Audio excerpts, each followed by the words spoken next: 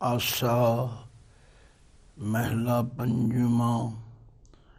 आपे पेड़ बिस्थारी साख, अपनी खेती आपे राख। जत कत पेखों एक ओही, कट कट अंतर आपे सोई। रहाओ आपे सूर किरण विस्तार, सोई गुपत सोई आकार। सरगुण निर्गुण थापे नाउ, दो मिल एक कीनो ठाऊं। कहो नानक गुर भरम बहु खोया, आनंद रूप सब नैन अलोया। वाहिगुरु जी का खालसा, वाहिगुरु जी की फतेह। तुर्की बाणी आई, तिन सगली चिंत मिटाई जी की। लड़ीवार विचार करदियां, विचार करन वाले नूं ते सुनन वाले नूं ਇਹ ਭਲੀ ਭਾਂਤ ਸਮਝ ਵਿੱਚ ਆਉਂਦੀ ਹੈ ਕਿ ਗੁਰਮਤ ਦਾ ਆਸ਼ਾ ਜਿਹੜਾ ਉਹ ਸੰਸਾਰ ਦੇ ਧਰਮਾਂ ਨਾਲੋਂ ਵਿਲੱਖਣ ਹੈ। ਇਹ ਠੀਕ ਹੈ ਕਿ ਜਿਨ੍ਹਾਂ ਨੂੰ ਸਮਝ ਆ ਗਈ ਉਹਨਾਂ ਦੇ ਭੁਲੇਖੇ ਦੂਰ ਹੋ ਗਏ, ਪਰ ਜਿਹੜੇ ਹਾਲੀ ਵੀ ਭੁਲੇਖਿਆਂ ਵਿੱਚ ਪਏ ਹੋਏ ਨੇ ਔਰ ਆਪ ਭਰਮ ਵਿੱਚ ਪੈਣ ਕਰਕੇ ਉਹ ਦੂਜਿਆਂ ਨੂੰ ਵੀ ਭਰਮ ਵਿੱਚ ਪਾਉਂਦੇ। ਤੋ ਗੁਰਬਾਣੀ ਦੀ ਵਿਚਾਰ ਸਾਨੂੰ ਉਹਨਾਂ ਭਰਮਾਂ ਤੋਂ ਛੁਟਕਾਰਾ ਦਿਵਾਉਂਦੀ। ਭਗਤ ਜੀ ਨੇ ਕਿਹਾ ਹੈ ਕਿ ਲੋਕ ਬੁੱਤ ਪੂਜ ਹਿੰਦੂ ਮੋਵੇ। ਹੁਣ ਇਹ ਠੀਕ ਹੈ ਕਿ ਹਿੰਦੂ ਸ਼ਬਦ ਅਸੀਂ ਆਪਣੇ ਕਿਸੇ ਵਰਗ ਨਾਲ ਜੋੜ ਲਿਆ ਤੇ ਇਸ ਗੱਲ ਤੋਂ ਹੀ ਖਿੱਚ ਕੇ ਅਸੀਂ ਕਈ ਤਰ੍ਹਾਂ ਦੇ ਊਟ ਪਟਾਂਗ, ਪਰ ਹਿੰਦੂ ਵਰਨ ਦੇ ਅੰਦਰ ਕਿਤਨੇ ਲੋਕ ਹਨ। ਮੈਂ ਤੇ ਅਨੇਕਾਂ ਨੂੰ ਮਿਲਦਾ ਹਾਂ ਤੇ ਗੁਰੂ ਆਸ਼ੇ ਮੁਤਾਬਕ ਉਹਨਾਂ ਸਾਰਿਆਂ ਵਿੱਚ ਇੱਕ ਪਰਮਾਤਮਾ ਨੂੰ ਦੇਖਦਾ, ਕਦੇ ਕੋਈ ਫਰਕ ਨਜ਼ਰ ਨਹੀਂ ਆਇਆ। ਪਰ ਭਗਤ ਜੀ ਨੇ ਜਿਸ ਕਾਰਨ ਕਰਕੇ ਗੱਲ ਕਹੀ ਹੈ ਉਹਨੂੰ ਅਸੀਂ ਧਿਆਨ ਵਿੱਚ ਰੱਖਣਾ। ਉਹ ਕਹਿੰਦੇ ਬੁੱਤ ਪੂਜ ਹਿੰਦੂ ਮੂਏ, ਤੁਰਕ ਮੂਏ ਸਿਰਨਾਈ। ਓਇਲੇ ਜਾਰੇ ਓਇਲੇ ਗਾਡੇ, ਤੇਰੀ ਗਤ ਦੂਹੂ ਨਾ ਪਾਈ। ਲਓ ਇਹ ਫਰਕ ਜਿਹੜਾ ਇਹ ਕਿਹਨੂੰ ਨਹੀਂ ਪਤਾ। ਕੁਝ ਬੁੱਤਾਂ ਦੀ ਪੂਜਾ ਕਰਦੇ ਨੇ, ਕੁਝ ਕਬਰਾਂ ਦੀ ਪੂਜਾ ਕਰਦੇ ਨੇ, ਕੋਈ ਮ੍ਰਿਤਕ ਸਰੀਰ ਨੂੰ ਸਾੜਦੇ ਨੇ, ਕੋਈ ਦਫਨਾਉਂਦੇ ਨੇ। ਇਹ ਵੱਖਰਾਪਨ ਤੇ ਹੈ। ਤੁਸੀਂ ਆਖੋਗੇ ਫਿਰ ਤੁਸੀਂ ਕੀ ਕਹਿਣਾ ਚਾਹੁੰਦੇ ਹੋ? ਭਾਈ ਅਸੀਂ ਤੇ ਉਹ ਗੱਲ ਕਹਿਣੀ ਚਾਹੁੰਦੇ ਹਾਂ ਜਿਹੜੀ ਗੁਰੂ ਨਾਨਕ ਸੱਚੇ ਪਾਤਸ਼ਾਹ ਨੇ ਕਹੀ। ਗੁਰੂ ਨਾਨਕ ਪਾਤਸ਼ਾਹ ਨੇ ਫਰਮਾਇਆ ਪਰਮਾਤਮਾ ਇੱਕ ਹੈ। ਹੁਣ ਸਾਡੇ ਗੁਆਂਢੀ ਵੀਰ ਉਸ ਇੱਕ ਨੂੰ ਤਿੰਨ ਰੂਪਾਂ ਵਿੱਚ ਮੰਨ ਲਿਆ। ਨਹੀਂ ਜੀ ਬ੍ਰਹਮਾ ਵੱਖਰਾ ਹੈ, ਵਿਸ਼ਨੂੰ ਵੱਖਰਾ ਹੈ, ਸ਼ਿਵ ਜੀ ਵੱਖਰਾ। ਬਾਬੇ ਨਾਨਕ ਨੇ ਕਿਹਾ ਨਹੀਂ, ਕੋਈ ਵੱਖਰਾ ਨਹੀਂ, ਉਹ ਇੱਕ ਹੀ ਹੈ। ਜਿਹੜਾ ਪੈਦਾ ਕਰਦਾ ਉਹੀ ਪਾਲਦਾ ਤੇ ਉਹੀ ਮਾਰਦਾ। ਉਹੀ ਇੱਕ ਸਰਵ ਵਿਆਪਕ ਹੈ। ਜੇ ਅਸੀਂ ਇੱਕ ਓਅੰਕਾਰ ਦੀ ਇਸ ਫਿਲਾਸਫੀ ਨੂੰ ਸਮਝ ਲਈ, ਕਿੰਨੇ ਭੁਲੇਖੇ ਦੂਰ ਹੋ ਜਾਣ। ਹੁਣ ਸਵਾਲ ਇਹ ਹੈ ਕਿ ਉਸ ਇੱਕ ਨੂੰ ਕਿਵੇਂ ਸਮਝੀ।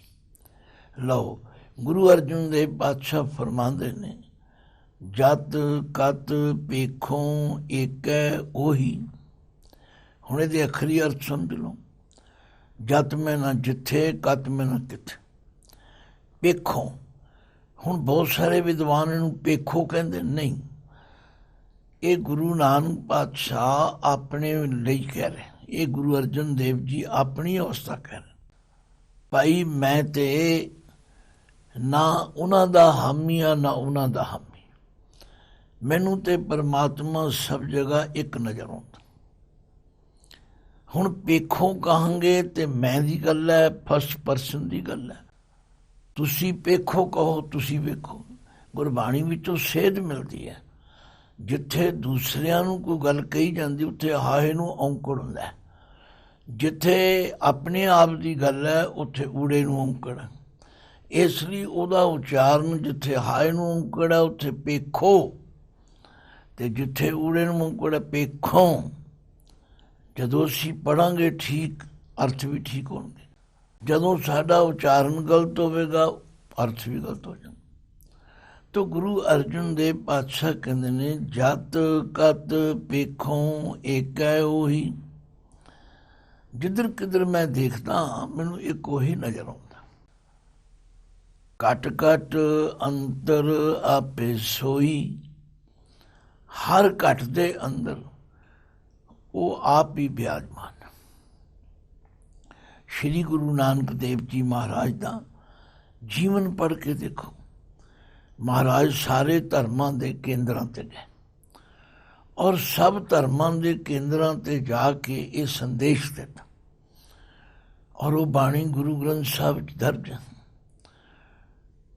ਜਦੋਂ ਜਗਨਨਾਥਪੁਰੀ ਗਏ ਉੱਥੇ ਆਰਤੀ ਹੋ ਰਹੀ ਸੀ। ਪਾਂਡੇ ਲੋਕ ਮੂਰਤੀ ਦੇ ਸਾਹਮਣੇ ਆਰਤੀ ਕਰ ਰਹੇ ਸਨ। ਥਾਲ ਸੀ, ਦੀਵੇ ਸਨ, ਧੂਪ ਅਗਰਬੱਤੀ ਸੀ, ਘੰਟੀਆਂ ਵੱਜ ਰਹੀਆਂ ਸਨ। ਗੁਰੂ ਨਾਨਕ ਸੱਚੇ ਪਾਤਸ਼ਾਹ ਜੀ ਉਸ ਮੰਦਰ ਦੇ ਅੰਦਰ ਉਹਦੀ ਕੰਧ ਦਾ ਢਾਸਣਾ ਲਾ ਕੇ ਬੈਠੇ ਰਹੇ। ਉਹ ਆਰਤੀ ਵਿੱਚ ਨਾ ਉੱਠੇ, ਨਾ ਬੋਲੇ, ਨਾ ਸ਼ਾਮਲ ਹੋਏ। ਇਹ ਮਹਾਰਾਜ ਦਾ ਇੱਕ ਵਿਲੱਖਣ ਤਰੀਕਾ ਸੀ। ਆਪਣੀ ਗੱਲ ਲੋਕਾਂ ਤੱਕ ਪਹੁੰਚਾਉਣ ਵਾਸਤੇ ਉਹਨਾਂ ਦਾ ਧਿਆਨ ਤੇ ਖਿੱਚਣਾ ਪਵੇਗਾ, ਤੇ ਧਿਆਨ ਖਿੱਚਣ ਦਾ ਇਹ ਮਹਾਰਾਜ ਦਾ ਸਭ ਤੋਂ ਉੱਤਮ ਤਰੀਕਾ ਸੀ। ਜਦੋਂ ਆਰਤੀ ਸਮਾਪਤ ਹੋਈ ਤਾਂ ਸਾਰੇ ਪਾਂਡੇ ਇਕੱਠੇ ਹੋ ਕੇ ਕਹਿਣ ਲੱਗੇ, ਤੁਸੀਂ ਕੈਸੇ ਯਾਤਰੂ ਹੋ?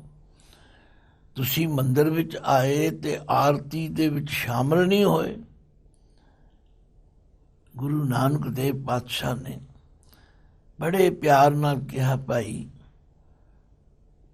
ਮੇਰਾ ਠਾਕੁਰ ਬਹੁਤ ਵੱਡਾ ਹੈ ਤੇ ਉਹਦੀ ਆਰਤੀ ਵੀ ਬਹੁਤ ਵੱਡੀ ਹੈ ਔਰ ਉਹ ਆਰਤੀ ਨਿਰੰਤਰ ਇੱਕ ਰਸ ਹੋ ਰਹੀ ਹੈ। ਇਹ ਗੱਲ ਕਹਿੰਦਿਆਂ ਸੁਣ ਕੇ ਪਾਂਡੇ ਬੜੇ ਹੈਰਾਨ ਹੋਏ। ਕਹਿਣਗੇ, ਤੁਹਾਡਾ ਠਾਕੁਰ ਕਿਹੜਾ ਹੈ?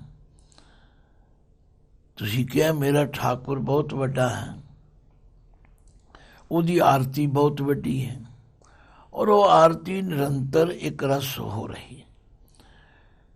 ਕੀ ਪਤਾ ਨਹੀਂ ਤੁਹਾਨੂੰ ਮੈਨੂੰ ਕਿ ਬਾਬੇ ਨੇ ਉੱਥੇ ਕਿਹੜਾ ਸ਼ਬਦ ਉਚਾਰੇ? ਹੋ ਸਕਦਾ ਹੈ ਕਈਆਂ ਨੂੰ ਨਾ ਵੀ ਪਤਾ ਹੋਵੇ, ਪਰ ਸਾਡਾ ਫਰਜ਼ ਹੈ ਪਹਿਲਾਂ ਆਪ ਸਮਝੀਏ, ਫਿਰ ਦੂਜਿਆਂ ਨੂੰ ਸਮਝਾਈਏ ਕਿ ਬਾਬੇ ਨੇ ਇਹ ਕਿਹਾ। ਗਗਨ ਮੈਂ ਥਾਲ ਰਵ ਚੰਦ ਦੀਪਕ ਬਨੇ, ਤਾਰਿਕਾ ਮੰਡਲ ਜਨਕ ਮੋਤੀ, ਧੂਪ ਮਲ ਆਨ ਲੋ ਪਵਨ ਚਵਰੋ ਕਰੇ, ਸਗਲ ਬਨ ਰਾਏ ਫੂਲੰਤ ਜੋਤੀ, ਕੈਸੀ ਆਰਤੀ ਹੋਏ ਭਵ ਖੰਡਨਾ ਤੇਰੀ ਆਰਤੀ, ਅਨਹਤਾ ਸ਼ਬਦ ਬਾਜੰਤ ਭੇਰੀ ਰਾਓ, ਸਾਹਸ ਤਬ ਨੈਣ ਨਨ ਨੈਣ ਹੈ ਤੋਹੇ ਕੋ, ਸਾਹਸ ਮੂਰਤ ਨਨਾ ਏਕ ਤੋਹੀ। ਹੁਣ ਇਸ ਸ਼ਬਦ ਨੂੰ ਪੜ੍ਹ ਤੇ ਲਿਆ, ਜਿਹਦੀ ਵਿਚਾਰ ਕਰੀਏ ਤੇ ਸਮਝ ਆ ਜਾਏ ਕਿ ਬਾਬੇ ਨਾਨਕ ਨੇ ਉਸ ਅਕਾਲ ਪੁਰਖ ਦੀ ਗੱਲ ਕੀਤੀ ਹੈ ਜਿਹੜਾ ਜ਼ਰੇ ਜ਼ਰੇ ਕਣ ਕਣ ਵਿੱਚ ਸਮਾਇਆ ਹੋਇਆ। ਤੋ ਗੁਰਬਾਣੀ ਸਾਨੂੰ ਸਭ ਨੂੰ ਉਸ ਇੱਕ ਨਾਲ ਜੋੜਦੀ। ਧੰਨ ਗੁਰੂ ਅਰਜਨ ਦੇਵ ਜੀ ਇਹ ਸ਼ਬਦ ਵਿੱਚ ਫਰਮਾਉਂਦੇ ਨੇ, ਜਤ ਕਤ ਪੇਖੋਂ ਏਕੈ ਉਹੀ। ਹੁਣ ਇਹਦੇ ਅਖਰੀ ਅਰਥ ਸਪਸ਼ਟ। ਭਾਈ ਮੈਂ ਤੇ ਜਿੱਧਰ ਵੀ ਦੇਖਦਾ, ਕਿਧਰ ਵੀ ਦੇਖਦਾ, ਮੈਨੂੰ ਇੱਕ ਹੀ ਨਜ਼ਰ ਆਉਂਦਾ। ਘਟ ਘਟ ਅੰਤਰ ਆਪੇ ਸੋਈ। ਹਰ ਘਟ ਦੇ ਅੰਦਰ ਉਹ ਆਪ ਹੀ ਬਿਰਾਜਮਾਨ। ਧੰਨ ਹਨ ਉਹ ਗੁਰੂ ਕੇ ਸਿੱਖ ਜਿਨ੍ਹਾਂ ਨੂੰ ਗੁਰੂ ਕੇ ਸਿਧਾਂਤੀ ਸਮਝ ਆਵੇ, ਤੇ ਜਿਨ੍ਹਾਂ ਨੂੰ ਆਪ ਸਮਝ ਆਵੇਗੀ ਉਹੋ ਹੀ ਦੂਜਿਆਂ ਨੂੰ ਸਮਝਾ ਸਕਣਗੇ। ਜਤ ਕਤ ਪੇਖੋਂ ਏਕੈ ਉਹੀ ਘਟ ਘਟ ਅੰਤਰ ਆਪੇ ਸੋਈ ਰਹਾਓ। ਜੇ ਆਪਾਂ ਇੱਕ ਬਚਨ ਹਿਰਦੇ 'ਚ ਲਿਖ ਲਈਏ, ਇਹ ਸਾਡੇ ਮਨ ਬਚਨ ਕਰਮ ਵਿੱਚ ਅਮਲੀ ਜਾਮਾ ਰੂਪ ਧਾਰ ਲੈਣ, ਫਿਰ ਹੋਰ ਪੱਕਿਆਂ ਕਰਨ ਲਈ ਕਹਿੰਦੇ ਨੇ ਆਪੇ ਪੇੜ ਵਿਸਥਾਰੀ ਸਾਖ।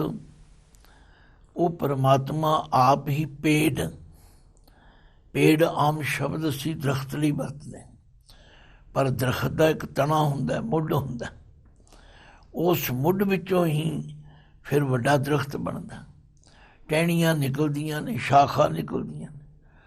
ਤੋ ਮਹਾਰਾਜ ਕਹਿੰਦੇ ਨੇ ਇਸ ਤੋਂ ਪ੍ਰਤੀਤ ਇਹ ਹੋਇਆ ਕਿ ਉਹ ਪਰਮਾਤਮਾ ਆਪ ਹੀ ਤਣਾ ਰੂਪ ਹੈ, ਆਪ ਹੀ ਬੀਜ ਰੂਪ ਹੈ, ਆਪ ਹੀ ਵਿਸਥਾਰ ਰੂਪ ਹੈ। ਇਸੇ ਲਈ ਗੁਰੂ ਨਾਨਕ ਪਾਤਸ਼ਾਹ ਨੇ ਕਿਹਾ ਤੁਧ ਬਿਨ ਦੂਜਾ ਨਾਹੀ ਕੋਏ, ਤੂੰ ਕਰਤਾਰ ਕਰੈ ਸੋ ਹੋਏ। ਆਪੇ ਪੇੜ ਵਿਸਥਾਰੀ ਸਾਖ, ਤੂੰ ਆਪ ਹੀ ਪੇੜ ਰੂਪ ਹੈ ਤੇ ਆਪ ਹੀ ਤੂੰ ਇਹ ਸਾਰਾ ਖਲਾਰਾ ਪਾਇਆ। ਤੋ ਗੱਲ ਕੀ ਪਾਤਸ਼ਾਹ ਕਹਿੰਦੇ ਆਪੇ ਪੇੜ ਵਿਸਥਾਰੀ ਸਾਖ, ਆਪਣੀ ਖੇਤੀ ਆਪੇ ਰਾਖ। ਇਹ ਜਿਤਨੀ ਸ੍ਰਿਸ਼ਟੀ ਦੇ ਜੀਵ ਨੇ ਇਹ ਸਭ ਉਹਦੀ ਖੇਤੀ ਨੇ, ਤੇ ਇਸ ਖੇਤੀ ਦਾ ਰਖਵਾਲਾ ਵੀ ਉਹ ਆਪ ਹੈ। ਪਰ ਮੰਨੀਏ ਤਾਂ ਨਾ, ਅਸੀਂ ਤੇ ਆਪ ਹੀ ਰਾਖੇ ਬਣ ਕੇ ਆਪ ਹੀ ਲੋਕਾਂ ਵਿੱਚ ਵੰਡੀਆਂ ਪਾਉਣ ਲੱਗ ਪਏ ਨੇ, ਕਿਉਂਕਿ ਸਾਡਾ ਸਵਾਰਥ ਹੁੰਦਾ। ਵੋਟਾਂ ਲੈਣੀਆਂ ਹੁੰਦੀਆਂ ਨੇ, ਕਿਧਰੇ ਹਿੰਦੂਆਂ ਸਿੱਖਾਂ ਨੂੰ ਲੜਾਉਂਦੇ ਆ, ਕਿਧਰੇ ਨੀਚ ਊਚ ਦਾ ਚੱਕਰ ਪਾਉਂਦੇ ਆ, ਤੇ ਗੁਰਬਾਣੀ ਦਾ ਸਿਧਾਂਤ ਤੇ ਕਿੱਥੇ ਰਹਿ ਗਿਆ। ਆਪੇ ਪੇੜ ਵਿਸਥਾਰੀ ਸ਼ਾਖ, ਆਪਣੀ ਖੇਤੀ ਆਪੇ ਰਾਖ। ਜਤ ਕਤ ਪੇਖੋਂ ਏਕੈ ਉਹੀ, ਘਟ ਘਟ ਅੰਤਰ ਆਪੇ ਸੋਈ ਰਹਾਓ। ਆਪੇ ਸੂਰ ਕਿਰਨ ਵਿਸਥਾਰ, ਉਹ ਆਪ ਹੀ ਸੂਰਜ ਹੈ। ਮੈਂ ਇਸ ਲਈ ਬਾਰ ਬਾਰ ਕਹਿਣਾ ਕਿ ਦੇਖੋ ਗੁਰਬਾਣੀ ਵਿੱਚ ਸੂਰ ਅੱਖਰ ਸੂਰਜ ਲਈ ਵੀ ਆਉਂਦਾ, ਸੂਰ ਅੱਖਰ ਸੂਰਮੇ ਬਹਾਦਰ ਲਈ ਵੀ ਆਉਂਦਾ, ਔਰ ਸੂਰ ਇੱਕ ਜਾਨਵਰ ਹੈ ਜਿਹੜਾ ਗਲੀਆਂ ਵਿੱਚ ਗੰਦਗੀ ਖਾਂਦਾ ਫਿਰਦਾ, ਉਹ ਵੀ ਸੂਰ।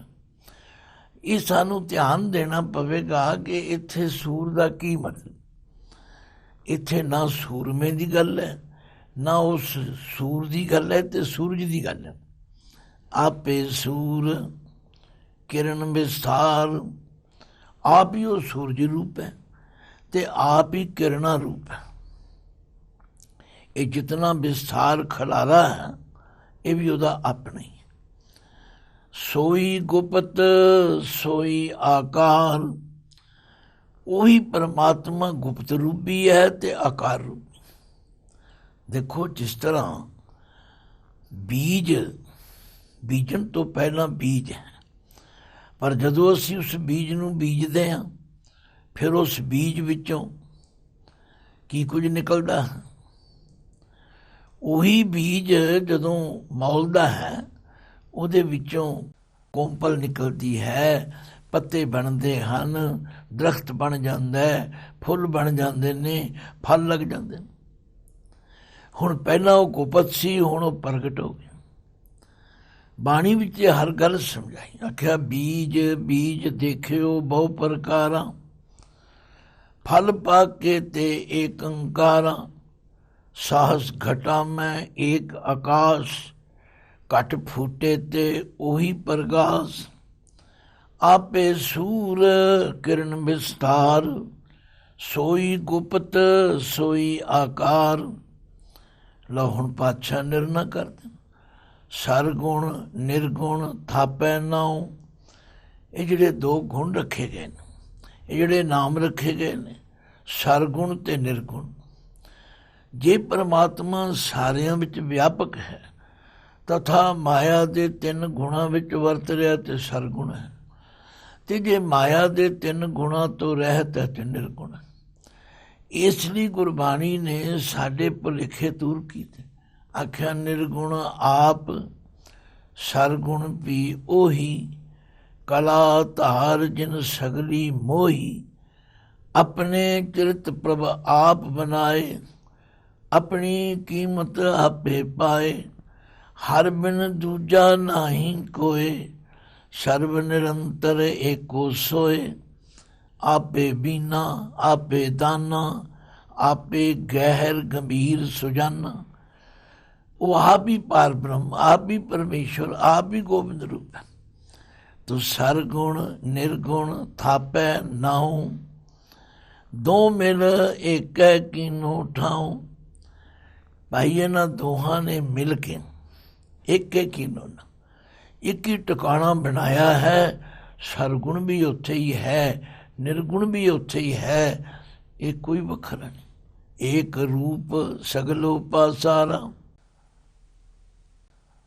आप ही वो परमात्मा पसर रहा है। आप ही रूप, आपे बनज आप व्यवहारा। अनक रूप निर्गुण करंगा, आपे जल आप ही तरंगा। ऐसो ज्ञान बिरलो ही पाए, जत जत जाइए तत दृष्टाए। सरगुण निर्गुण थापै नाऊ, दो मिल एक कीनो ठाओ। लो चौथे पद विच पातशाह कहते ने, कहो नानक गुर भ्रम भौ खोया। हुण इत्थे गुर दे राजे नूं सियारी है। नानक जी फरमांदे हन, गुर गुरु ने जिन्हां दे अंदरों ये भरम खोया, खत्म करता। भरम खत्म हुंदियां सार उन्हां दा भौ डर भी खत्म हो गया, क्योंकि इन्हां दोवां दा आपस विच बड़ा संबंध है। पहला हनेरे करके भरम पैंदा ते भरम करके फिर भौ आउंदा। हनेरे विच रस्सी सप जापदी है ते जदों सप दा भुलेखा पैंदा उदों ही डर लगण लग जांदा, ते जदों चानण हो जांदा पता लग जांदा कि ये तां रस्सी है। भरम भी दूर हो गया, भौ भी दूर हो गया।